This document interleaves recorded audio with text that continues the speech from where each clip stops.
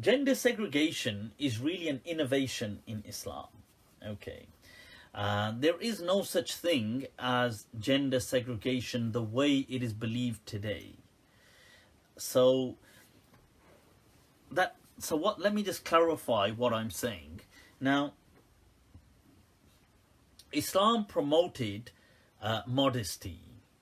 Now, one could argue that there is some basis of some level of kind of parameters that Islam has taught, and that is true. It has. So, for example, when men and women would pray in the masjid, the women would make their rows, the men would make their rows, the women rows would be behind the men's rows. So one could argue that that was a level of parameter that was being placed, and that is true, that these kind of things did happen like that. Otherwise, generally speaking, there was no segregated space. That's what I mean by segregation. I don't mean, so let's say if people had to line up and men stood on this side and women stood on this side, that kind of, if you want if you want to call that segregation, I wouldn't personally be calling that segregation, because that's not what people generally understand by. But if that's what you mean, then yes, that did occur. Things like that, like when people had to line up or do things, men may have stood on one side, women on one side, that kind of stuff, but no space segregation. So the space was always shared between the genders. So let's say we're in this room now, if men and women would be here in this room. It wouldn't be like, okay, this room is for men, that room is for women. It wouldn't be like that. This is an innovation in Islam. It's a bid'ah that people have come up with because they feel they are more pious than the Prophet himself.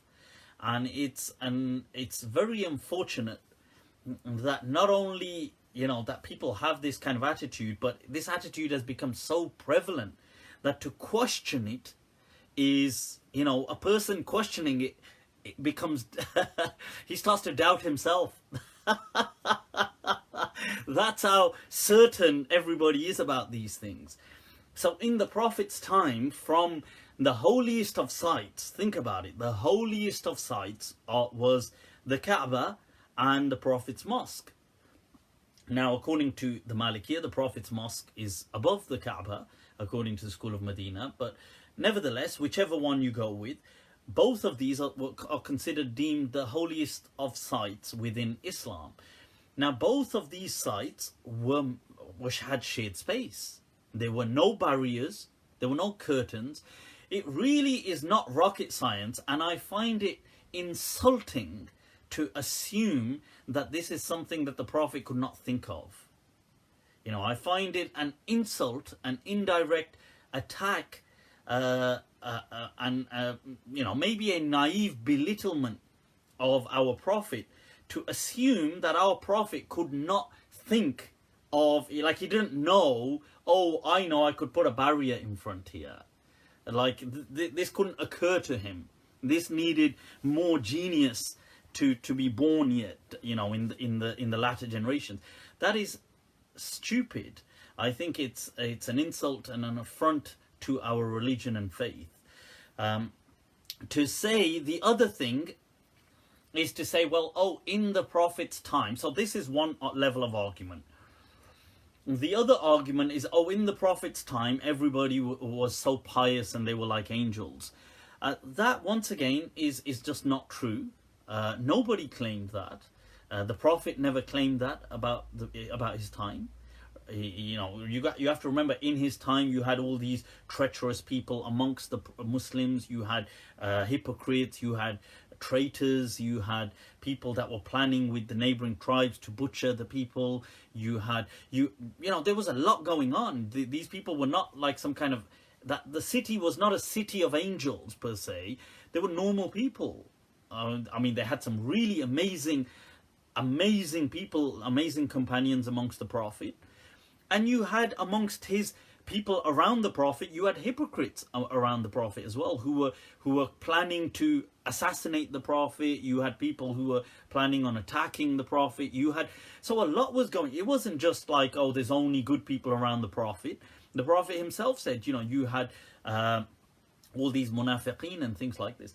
Nevertheless, so this argument that there were only pious people around in the Prophet's time just is not true by any standard. The sub-argument to this is that the even though they weren't that pious, some people amongst them, but the level of al-wazi'ud-dini, which they might say in Arabic, is like the kind of the social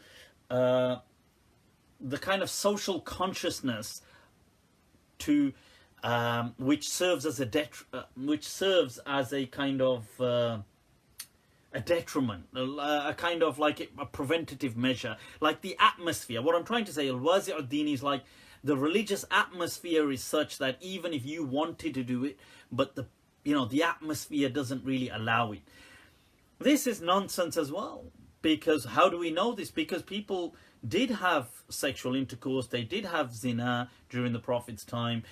People even came to the Prophet and confessed about committing zina. There's a man who came to the Prophet and said, well, this woman came selling things to my house, I called her in and I groped her sexually and we did this and that. And so these things were happening in the Prophet's time. It's not that these things weren't happening. So that argument has to be put to rest as well.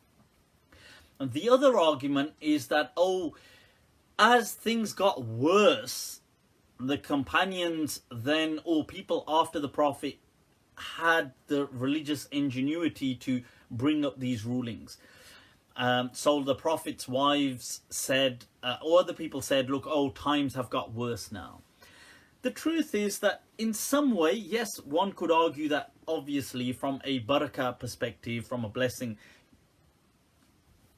that obviously the Prophet was no longer amongst them. From an Islamic perspective, you could feel that, we've distanced. But from a moral, objective perspective, the truth is people have always pretty much been the same.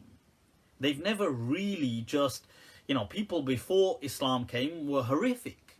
They were doing things like burying their daughters alive, وَإِذَا الْمَوْءُودَةُ سُئِلَتْ, that when the buried girl is asked بِأَيِّ ذَنْبٍ قُتِلَتْ in the Quran, that over what sin were you murdered.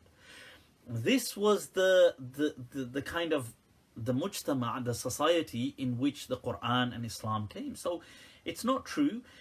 And then I feel that this is to show that the Prophet couldn't tell. This, by saying this, we're assuming that, the Prophet couldn't tell that, by the way, when things get worse, start building barriers in mosques.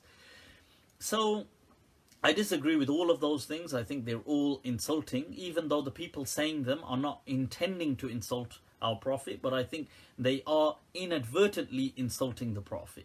They're insulting his intelligence, they're insulting his message. So no, there should be no such thing really as barriers in any place to segregate the genders. As to just a general natural separation within a space, then that's fine. I mean, there's no harm in that if that's what people mean by segregation, as in, like I said, if people were to line up and men lined up on this side and women on that side, that kind of thing is not a problem.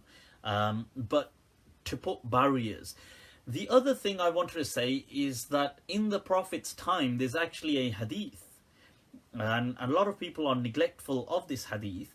The hadith in which the Prophet encourages, for example, he encourages there to be like a bit of space between the men and women's rows. As in the men's rows that they end here, let there be like a gap of one row or if not a bit more, and then the women's row.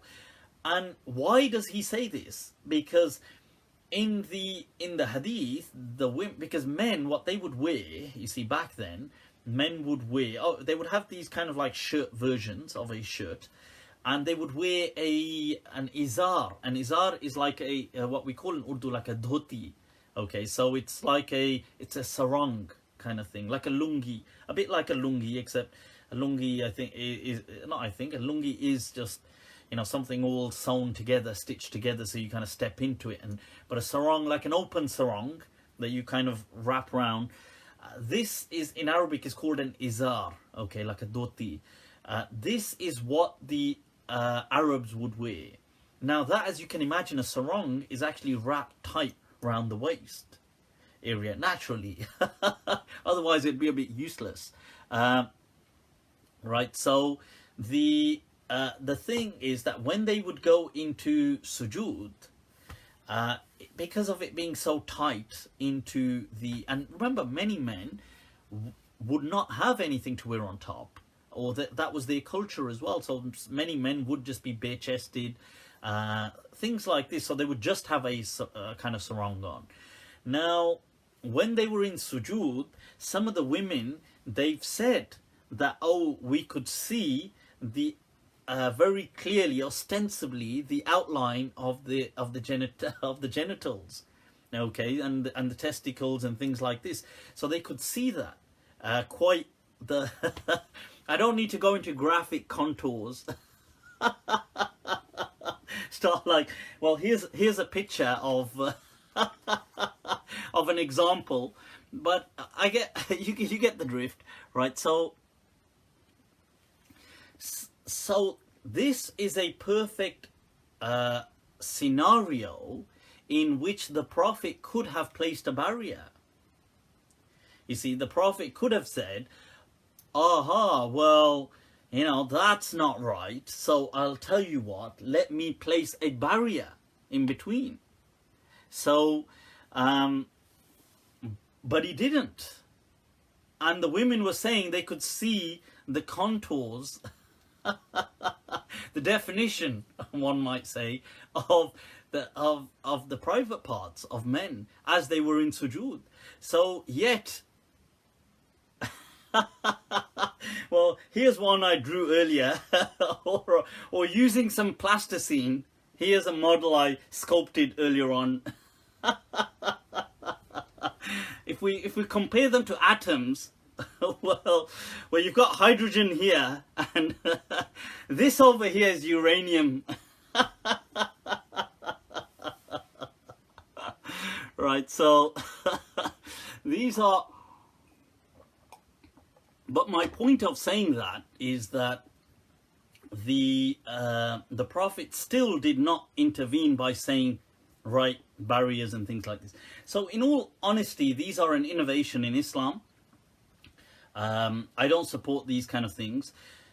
I think we need to kind of grow out of this insecurity, and it has created a majorly perverse. Did you think I was going to say diverse? Perverse society, people.